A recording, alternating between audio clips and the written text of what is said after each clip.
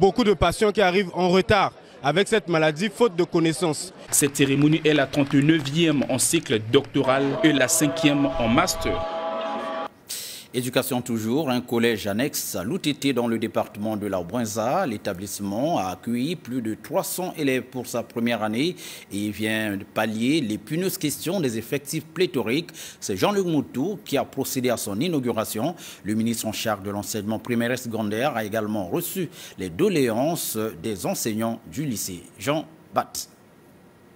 Il va désengorger l'ancien CG de l'UTT. Le collège annexe est une dotation du député de la circonscription de Fouati, Maker Zomono. Et sur toutes les lèvres, la satisfaction. Ils ont fait une bonne chose pour nous donner un nouveau CG. Ils avaient déjà créé une troisième vague, ce qu'on appelle la vague C.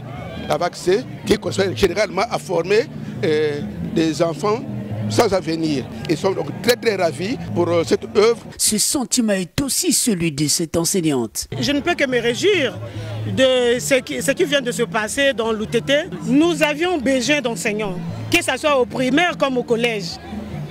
La majorité ne sont que des bénévoles, vraiment on a besoin d'être. Avec ses 4 salles de classe, une salle des profs et des bureaux, ce collège attend un autre bâtiment avec la pose de la première pierre par le ministre en charge de l'enseignement général. Autre site, même réalité, au lycée de l'UTT, Jean-Luc Montois a ouvert les portes de la salle de lecture. Et dans les salles de classe, il a apprécié l'atmosphère, mais surtout boosté le moral des candidats au baccalauréat.